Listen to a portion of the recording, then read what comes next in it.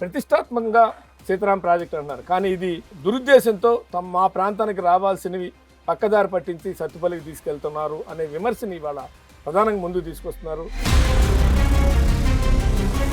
ఖమ్మం జిల్లా నెత్తి మీద ఉంటుంది బయ్యారం, అక్కడ ఉంటే ఖమ్మం జిల్లా మొత్తానికి వస్తుంది అనేది ఆనాటి ప్రతిపాదన.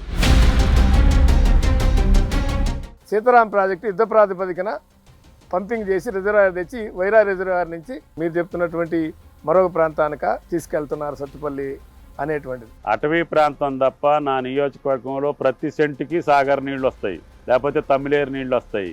రైతులు సుభిక్షంగా ఉన్నారు. పబ్లిసిటీ కోసం ఈ జిల్లా మంత్రులు పోటీ పడుతున్నారు, ప్రభుత్వం పోటీ పడుతుంది, ముఖ్యమంత్రి పోటీ పడుతున్నారు. వాస్తవం కదా? అది ప్రజాస్వామ్య మాధుర్యం. ఆ మాధుర్యాన్ని కూడా ఆస్వాదించలేకపోతే వాళ్ళ దరిద్రం, వాళ్ళ దౌర్భాగ్యం. 10 సంవత్సరాల్లో ఎక్కడ విత్తనాల కొరత రాలేదు, ఎరువుల కొరత రాలా. ఈ 8 నెలల కాలంలోనే విత్తనాల కొరత వచ్చింది, ఎరువుల కొరత వచ్చింది. ఇక అవి చెప్పుకోవాలంటే వాళ్ళ చేతకాంతనం. వేలాది మంది రైతు రుణమాఫీ పొందలేకపోతున్నారు అనేటువంటిది పెద్ద ఎత్తున విమర్శ వస్తుంది. చాలా సాంకేతిక కారణాలు, సాంకేతిక లోపాలు అని చెప్తున్నారు. ఏం చెప్పినా చాలామందికి రుణమాఫీ జరగటం లేదు. వాళ్ళకి వ్యవసాయం మీద దృష్టి లేదు, వ్యవసాయం మీద అవగాహన లేదు. కేవలం అధికారం పోయిందని అక్కసుతోటి మాట్లాడే మాట.